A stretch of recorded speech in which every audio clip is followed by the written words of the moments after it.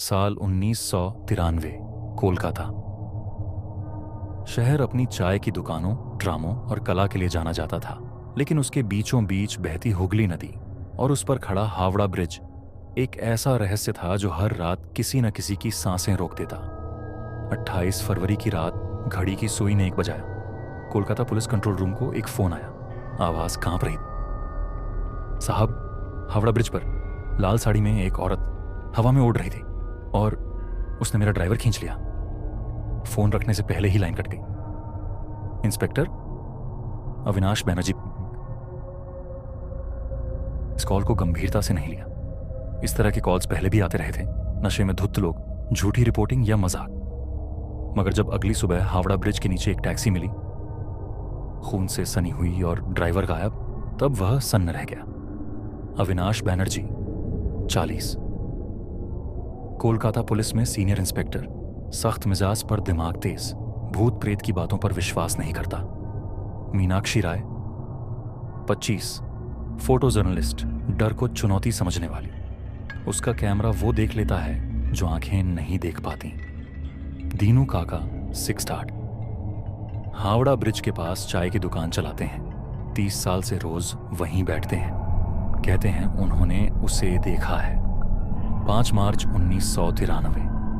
एक bus driver ने report किया कि उसकी बस खुद ब्रिज पर बंद हो गई। इंजन ठीक था, डीजल भरा था, मगर स्टीयरिंग लॉक हो गया। तभी उसने देखा, आगे ब्रिज के बीचों बीच एक औरत खड़ी थी, लाल साड़ी में, बाल खुले और आंखें इतनी गहरी कि वो उसमें गिर जाता अगर साथी कंडक्टर चिल्लाकर उसे होश में न लाता। बाद में सीसीटीवी जैसी कोई चीज उस दौर में नहीं थी, लेकिन उस ड्राइवर की हालत किसी गहरे सदमे जैसी थी। अविनाश सर, क्या मुझे इस केस को कवर करने की इजाजत मिल सकती है? मीनाक्षी ने सीधा पुलिस थाने में आकर पूछा। तुम्हारा कैमरा भूतों को पकड़ता है क्या? अविनाश ने तंज कसते हुए कहा। जरूरत पड़े तो मैं भूत से भी बात कर लूं सर। मीनाक्षी मुस्कुराई। अविनाश को उसकी हिम्मत पसंद आई। उसने इजाजत दे दी, लेकिन चेतावनी के साथ, तुम्हारी जिंदगी का जिम्मा मैं नहीं लूंगा। मीनाक्षी सबसे पहले गई दीनू काका के पास। काका, आपने लाल साड़ी वाली औरत को देखा है? उसने कैमरा चालू कर दिया। दीनू काका ने चाय बनाते हुए कहा, बहुत साल पहले 1975 में रात के 2 बजे एक लड़की आई थी ब्रिज पर। कोई उसे छोड़ गया था। वो रो रही थी, फिर उसने कूद कर जान दे दी। कहते हैं वो अब लौट आई है। जो भी अकेला होता है उसे खींच ले जाती है। मीनाक्षी ने पूछा, उसका नाम क्या था? पता नहीं बिटिया, पर लोग उसे जानकी, लाल साड़ी वाली वसंबर कहते हैं। अविनाश ने पुराने रिकॉर्ड खंगाले। 1775 में वाकई एक आत्महत्या की रिपोर्ट मिली थी। कविता घोष गोसाई, उम्र 22। किसी ने सगाई तोड़ दी थी और उसने ब्रिज से कूदकर जान दे दी थी। फिर से घटनाएं जुड़ने लगी। आत्महत्या का साल,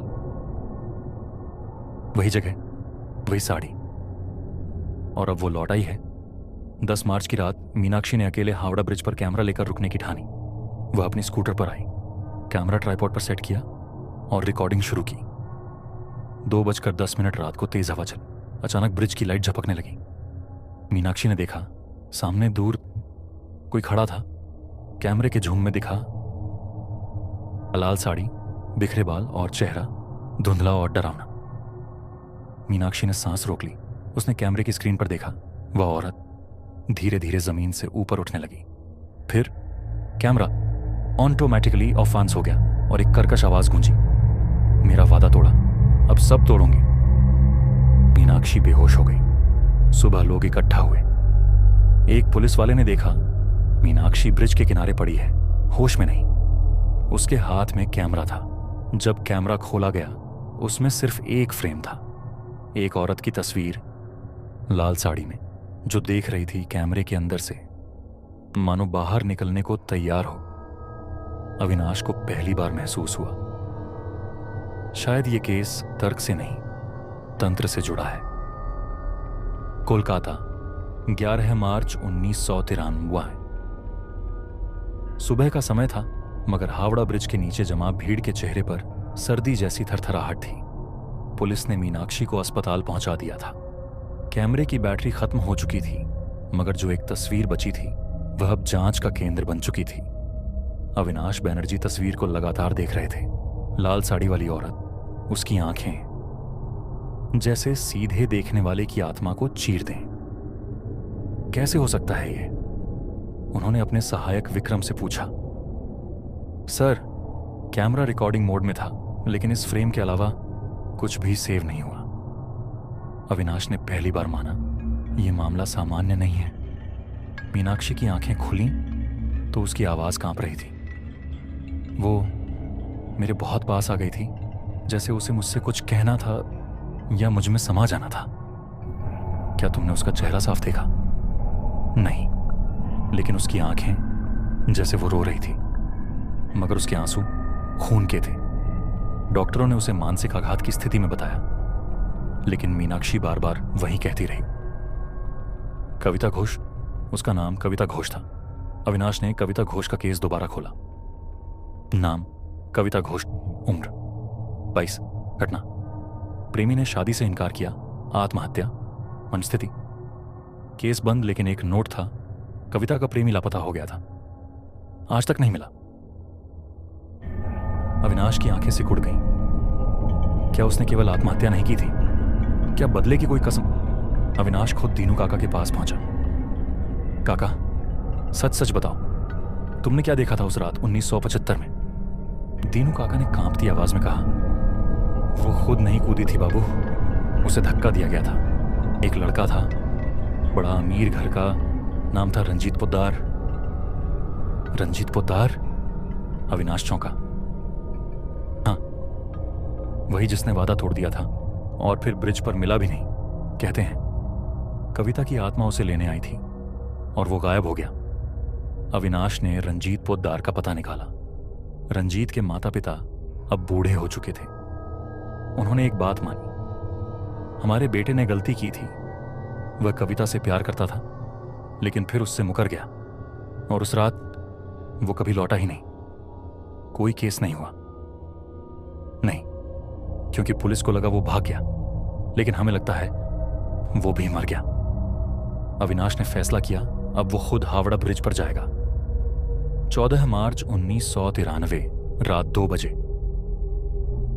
अविनाश, मीनाक्षी और 2 पुलिस वाले ब्रिज पर पहुंचे। उन्होंने साथ में पूजा की सामग्री, गंगा जल और कैमरा रखा। 2:25 सुबह तेज हवा चलने लगी। ब्रिज पर एक ठंडी लहर दौड़ गई और तभी हवा में झंझनाहट हुई। फिर भाई, लाल साड़ी में तैरती हुई, बाल उड़ते हुए, उसकी आंखें सीधी अविनाश की ओर। मीनाक्षी ने कैमरा चालू किया, मगर कुछ भी रिकॉर्ड नहीं हुआ।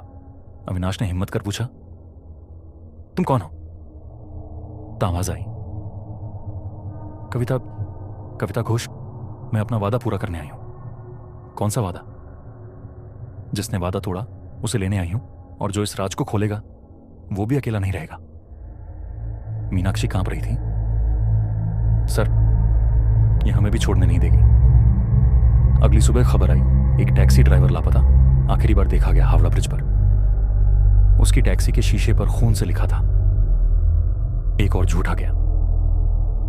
अब तक कुल 5 लोग लापता हो चुके थे। पुलिस दबाव में थी, मगर किसी को कुछ समझ नहीं आ रहा था। अविनाश ने कोलकाता के एक प्रसिद्ध तांत्रिक महेंद्रनाथ औघड़ को बुलाया। उन्होंने ब्रिज की तस्वीर देखी और कहा, यह आत्मा अधूरी नहीं है, ये बदले की आग में जल रही है। जब तक उसका अधूरा न्याय नहीं होगा, वो हर उस इंसान को ले जाएगी जो झूठ बोलता है, धोखा देता है। लेकिन अब तो रंजीत मर चुका है, अविनाश बोला। उसका न्याय नहीं हुआ, उसकी सच्चाई अब भी छिपी है। मीनाक्षी ने कविता के पुराने कॉलेज से संपर्क किया। वहां एक सहेली मिली, शिल्पा। कविता बहुत मासूम थी, लेकिन रंजीत ने उसका मजाक उड़ाया था सबके सामने। कहा कि वो सिर्फ टाइम पास थी। क्या उसने धमकी दी थी? हाँ, कविता ने कहा था, अगर मेरा प्यार झूठा है तो मैं खुद मौत बनकर लौटूंगी। रात के 3 बजे मीनाक्षी अपने घर में कैमरा चेक कर रही थी। उसमें एक वीडियो अचानक चालू हुआ। कोई बोल रहा था, अगर तुम सच्चाई जानती हो तो अब तुम भी। कैमरा बंद हो गया और घर की खिड़की पर लाल साड़ी लहराई। रात 3:15 मीनाक्षी का फ्लैट दक्षिणेश्वर रहा था। कमरे की लाइटें अपने आप बंद हो चुकी थीं। हवा में धूप की महक थी, मगर वो जली नहीं थी, सुलग रही थी। लाल साड़ी वही परछाई खिड़की के बाहर खड़ी थी। मीनाक्षी चीख पड़ी, कौन है? बाहर आओ। लेकिन कोई जवाब नहीं आया। दरवाजा खुद ब खुद खुला और वो अंदर आ गई। अगली सुबह अविनाश को अस्पताल से कॉल आया। आपकी साथी मीनाक्षी बेसुध मिली है, आंखों में खून जम गया है और कुछ बड़बड़ा रही हैं। अविनाश तुरंत दौड़ा। मीनाक्षी की आंखें खुली थीं, मगर वो देख नहीं रही थी, बस एक ही बात कह रही थी, कविता को न्याय दो, नहीं तो कोलकाता के पुल खून पी जाएंगे। अविनाश अब कविता के अतीत को टटोलने में लग गया। उसने कॉलेज के पुराने प्रोफेसर से संपर्क किया। वहां से उसे एक जली हुई डायरी मिली, कविता घोष की अंतिम डायरी। कुछ पन्ने अब भी पढ़े जा सकते थे। रंजीत ने मुझसे कहा था कि वो मुझसे शादी करेगा, पर सब झूठ निकला। उसने मेरे साथ जो किया वो शरीर का नहीं, आत्मा का बलात्कार था। अब मैं मरूंगी नहीं, मैं लौटूंगी हर उस धोखेबाज की आत्मा को लेने। अविनाश ने महेंद्रनाथ औघड़ को बुलाया। बाबा बोले, अब कविता आत्मा नहीं रही, वो वलावा रहा को रशा बन चुकी है, और जहां भी कोई झूठा प्यार करेगा वहां वो प्रकट होगी। तो हम क्या कर सकते हैं? केवल वही आत्मा उसे शांति दे सकती है जो उसे प्रेम से देखे, बिना डर के, बिना धोखे के। औघड़ बाबा ने अविनाश और एक ब्रह्मचारी के साथ विशेष तंत्र पूजा की। हावड़ा ब्रिज पर रात 3 बजे वे सब इकट्ठे हुए। चारों तरफ लाल धागे बंधे थे, दिए जलाए गए, हनुमान चालीसा पढ़ी जाने लगी। तभी एक औरत की चीख सुनाई दी, झूठे लोग, झूठा समाज, मेरी राख में भी आग बाकी है। लाल साड़ी एक बार फिर प्रकट हुई। इस बार उसका चेहरा साफ था, उसकी आंखों से खून के आंसू बह रहे थे। रंजीत नहीं, अब तुम सब जाओगे। अविनाश ने उसका सामना किया। कविता, अगर तुम सच में पीड़िता हो तो अब दूसरों को मत मारो। सबने मेरा मजाक बनाया, सबने मेरी चिता पर ढाके मारे, अब मेरी बारी है। नहीं, न्याय बदले से नहीं होता। अविनाश ने मीनाक्षी का हाथ पकड़ा और बोला, ये लड़की तुम्हारी सच्चाई जानने के बाद भी डरी नहीं, उसने तुम्हारा दर्द समझा है। लाल साया रुक गया। कविता की आत्मा रोने लगी।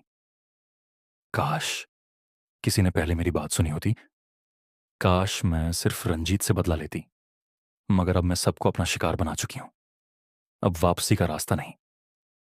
मीनाक्षी धीरे से आगे बढ़ी। तुम्हें अब मुक्त होना है कविता, तुम्हारे नाम पर अब और लाशें देख नहीं गिरनी चाहिए। उसने कविता की राख को गंगा जल में प्रवाहित किया और वो लाल साया हवा भी घुल गया, जैसे कोलकाता की आत्मा फिर से शांत हो गई हो। कोलकाता में सब कुछ सामान्य था। हावड़ा ब्रिज फिर से चालू था। अविनाश को प्रमोशन मिल चुका था। मीनाक्षी पत्रकारिता में मशहूर हो चुकी थी। लेकिन एक रात मीनाक्षी की गाड़ी एक होटल के पास रुकी। वहां एक जोड़ा लड़झगड़ रहा था। लड़का जोर से चिल्ला रहा था, तेरे जैसे से शादी कर लूं, सपना देख रही है क्या? लड़की की आंखें भर आईं। मीनाक्षी ने देखा, होटल के शीशे पर लाल साड़ी सी लहराई। उसने फौरन मुंह फेर लिया। हर धोखे के पीछे एक अधूरी आत्मा होती है। हर झूठे प्यार के बाद एक साया उठता है। हावड़ा ब्रिज शांत है, पर साया अभी भी जिंदा है।